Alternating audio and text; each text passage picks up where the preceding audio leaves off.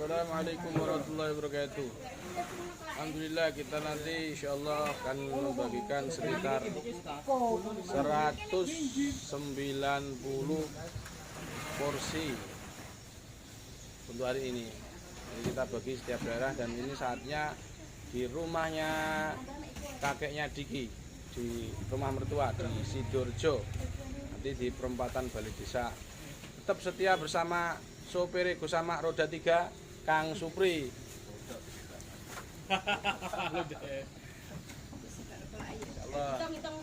Mudah-mudahan semua yang berdonasi pada buka puasa takjil tahun ini dilipat gandakan pahalanya, dan insyaallah wallahu yudhaifu liman yasha wallahu wasi'un alim. Kemudian simak terus keseruan berbagi takjil Syirah 2022 1443 Hijriah. Assalamualaikum warahmatullahi wabarakatuh.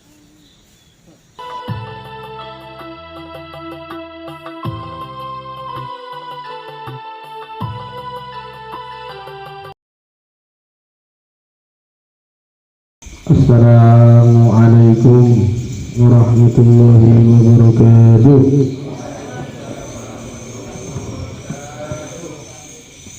Hamdan wa syukran lillah wa salatu wassalamu ala rasulillah amma ba'da. Alhamdulillah Allah Ta'ala masih memberikan kesempatan kita, memberi hidayah, memberi nikmat yang paling agung, yaitu nikmat apa? Iman dan Islam, sehingga tergerak hati kita untuk sujud, kepala kita, jidat kita sujud kepada Allah yang Maha Penguasa. Mari kita syukuri dengan kalimat Alhamdulillahirabbil alamin. Salawat kepada sallallahu alaihi wasallam. Biqaulina salat Nabi. Allahumma shalli wa sallim ala nabiyyina Muhammad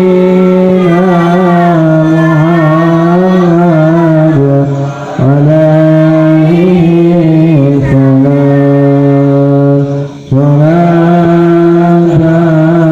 Allah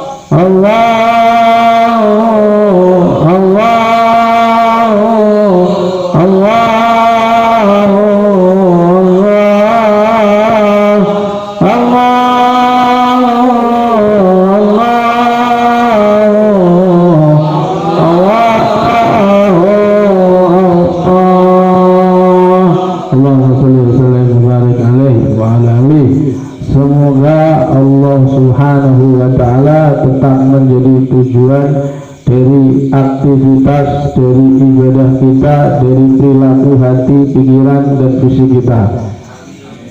Meskipun gak duit, meskipun jodoh jauh, meskipun penuh penderitaan, tidur di keramik, tapi tetap menjadikan Allah sebagai tujuan dan ridhonya sebagai tujuan juga sebagai yang kita tuju. Bismillahirrahmanirrahim.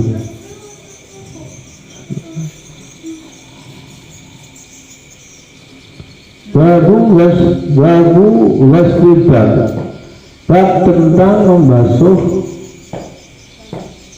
darah. Jadi darah itu dibasuh, bukan seperti Bani Israel. Kalau terkena najis diapain Bani Israel? Dipotong kainnya. Jadi kalau kena kupingnya ya dipotong kupingnya, kopiahnya dipotong kopiahnya. Sing bahaya nek kena titik dipotong. Nah, hadatsana Muhammad bin Musanna qala hadatsana Yahya an Hisham qala hadatsani Fatimah an Asma qala ja'at imra'atun an-nabiyya sallallahu alaihi wa alihi wasallam faqalat ara'aita ihdana takhidu fi thawbi kayfa tasna qala tahattuhu thumma taqrusuhu bil ma' wa tanquduhu wa tusalli fihi.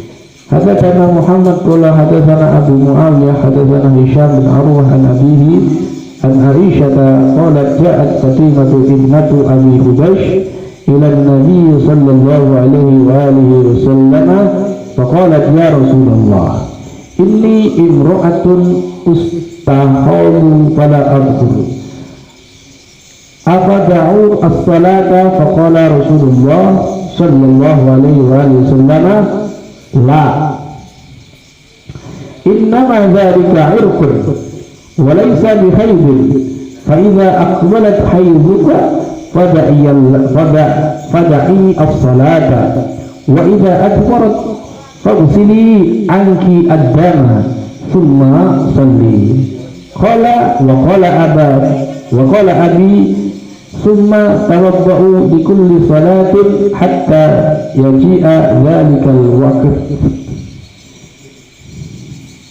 Singkat cerita, ada diriwayatkan dari Aisyah mengatakan sesungguhnya Fatimah yaitu anaknya Abi Hubaysh datang kepada Rasulullah sallallahu alaihi wasallam dan dia mengatakan ya Rasulullah saya ini perempuan ustuhadu fala abhar, saya ini istihadah.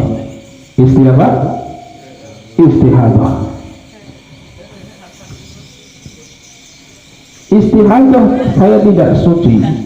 Kemudian beliau mengatakan apakah aku boleh meninggalkan sholat? Maka Rasulullah mengatakan la, tidak boleh. Orang istihadah berarti tidak boleh meninggalkan apa? Sholat. Innama dzalika irqun, sesungguhnya istihadah itu adalah pembuluh darah. Irqun tidak hanya keringat tapi maknanya bisa pembuluh darah, memang darah kotor.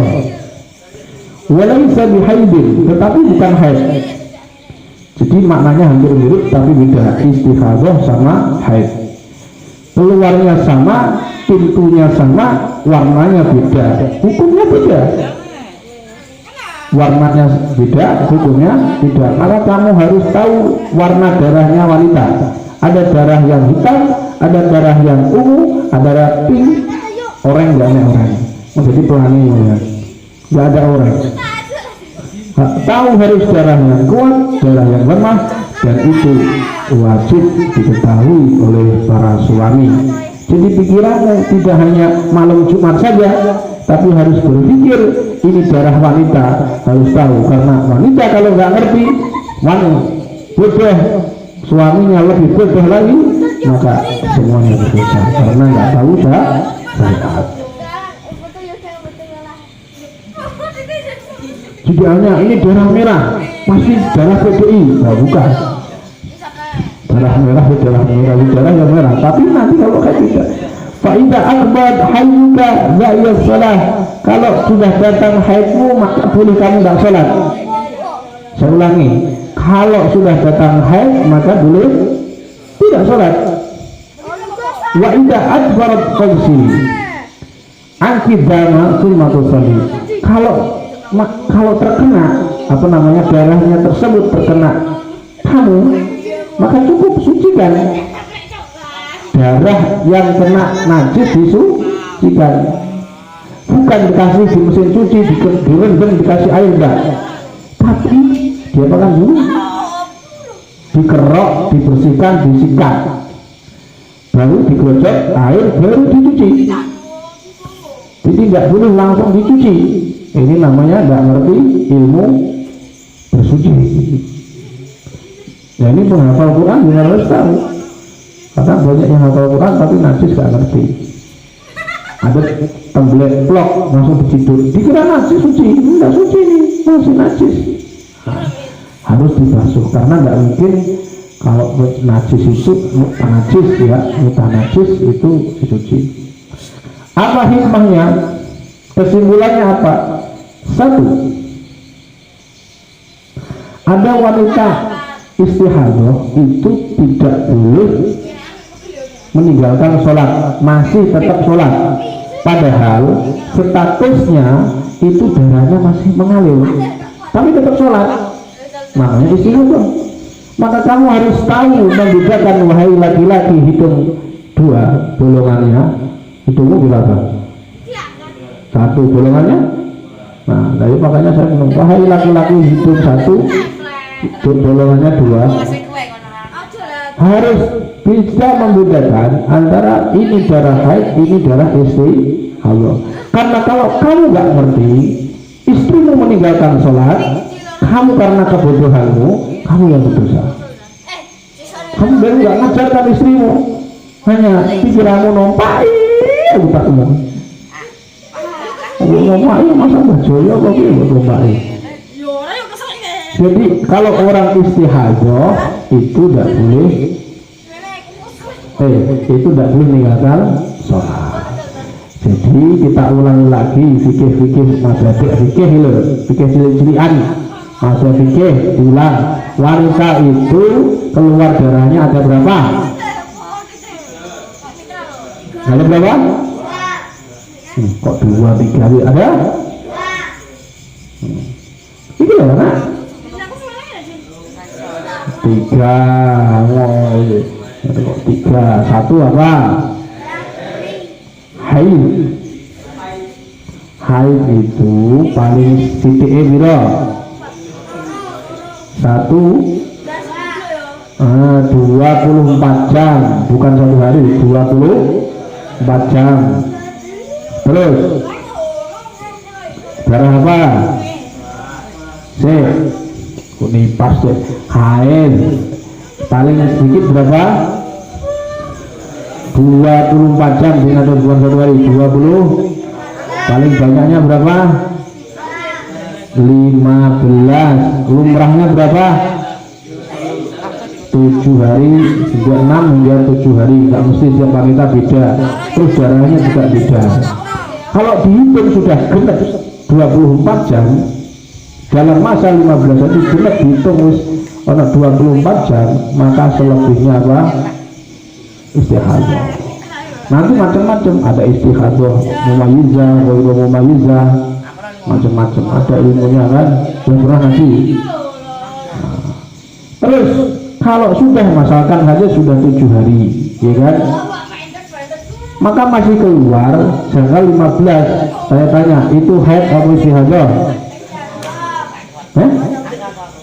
Oh, haid. Ini kamu salah hukumi. Dia meninggal sholat, bisa loh.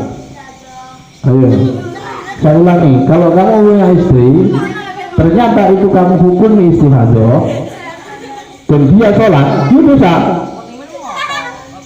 Dia kok nggak sholat, dia bisa. Kalau ternyata dia haid, hukumnya haid, terus dia sholat, iya bisa. Ayo, pikiranmu kok ngomongin haid? Ayo, ada ilmunya. Ngono kok pengen layo pikirannya ini keluarnya. Ini pikir kita lebih bingung. Iya. Terus kalau istihadah itu berarti darah kotor, tidak dengan itu hormon seksual. Jadi ada yang kotor yaitu istihadah. Yang selanjutnya darah nifas. Pertanyaannya apa itu darah nifas? Mati darah nifas apa waduh? Semua. Darah nifas yaitu darah yang keluar setelah melahirkan. Enak-enak ngomong. Paling sedikit berapa? Paling sedikit kok. Satu itu ya Pak.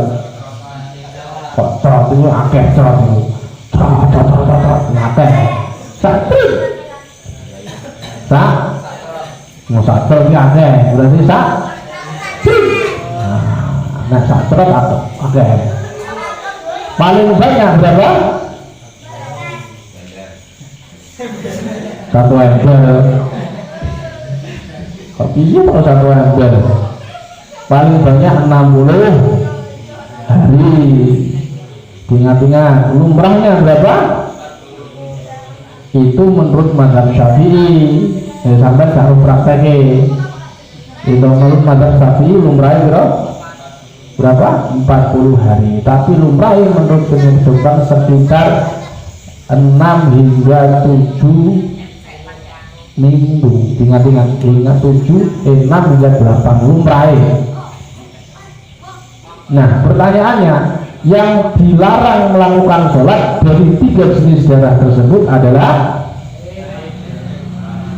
haid dan nifas. Istihadah sholat apa tidak? Sholat, tapi masih keluar ya. Jadi istihadah itu darah istihadah, namanya istihadah tetap keluar. Harus tahu nanti pengaruh tidak hanya kepada sholat, tapi dia juga kadang-kadang juga puasanya jadi bingung. Dan juga masalah pertanyaannya, nah yang nggak boleh dihohongnya yang menajam.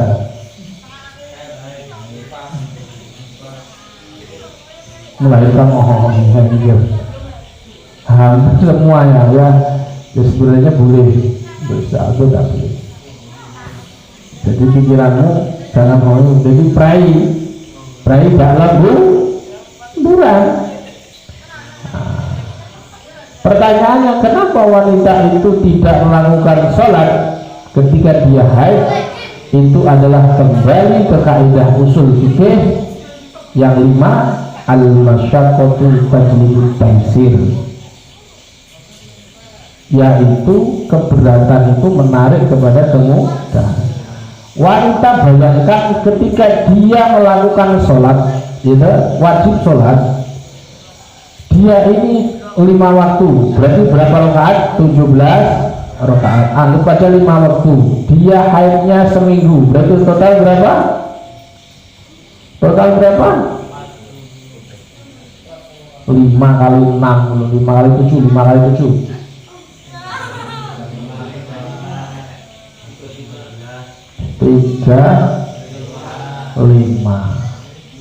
35 waktu belum rakaatnya. Kalau dia ngobrol maka ya enggak boleh, kok kesel. Belum lagi kewajiban setiap hari masak dan sebagainya, kewajiban menghormati suami dan lain sebagainya, berat. Maka syariat mengajarkan ya wis lah, wedok wong wedok orang sah ngobok, tidak boleh tak sah ngobok sholat. Kenapa? Karena Islam menghendaki kemudahan. Tapi untuk puasa dikodok.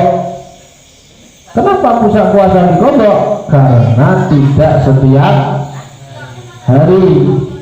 Nah, wong itu aja kadang-kadang kalau orangnya itu metengan, itu kodoknya double tahun ini belum dibayar, besoknya meteng lagi, jumlahnya 1 bulan, 15 hari tambah 15 hari, habis meteng nyusoni nyumbul meneh anaknya, tambah lagi anaknya, aku meneh ditarik suaminya kalau budi di belakang nyumbul terus, jadi gak ngobrol katoan, gak ngobrol prai, gak ngobrol meteng tak dibenek piting meteng susuknya meteng meneh lagi nyumbulnya mah meteng, sehingga perempuan ini ya pengorbanannya luar biasa.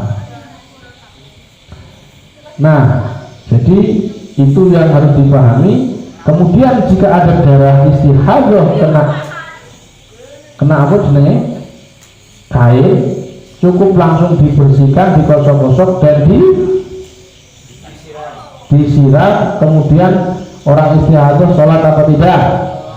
Sholat. Mudah-mudahan kita ke depan bisa memahami ilmu tentang haid, terus menjauhkan pikiran dari cuman sekedar ngomongin.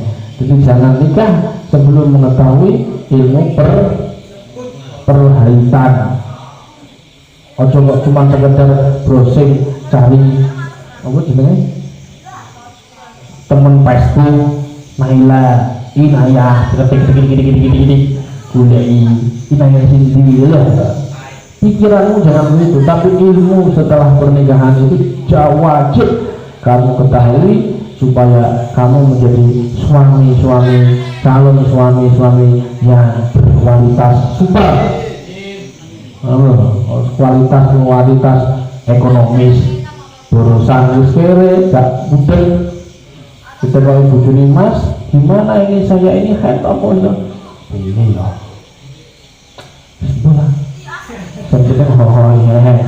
yang penting cintaku padamu. Ya, ini cinta saja dia cukup untuk beranjak ke akhirat. Saya ulangi, cinta saja tidak cukup untuk beranjak ke akhirat. Supaya suami itu ke akhirat, ilmunya harus sesuai apa yang dinyatakan Allah dan Rasul. Jadi tidak sekedar I love you, tapi juga harus juga paham tentang I love you ilmu haid, ilmu haid. Mudah-mudahan ke depan bisa memahaminya dan diridhoi Allah Subhanahu wa taala, dan di akhirat kelak kita dijauhkan dari ketidaktahuan, dijauhkan dari siksa api neraka karena kebodohan kita. Allahumma ya rabbal alamin. Subhanakallahumma bihamdika asyhadu an la ilaha illa anta astaghfiruka wa atubu ilaik. Assalamualaikum warahmatullahi wabarakatuh.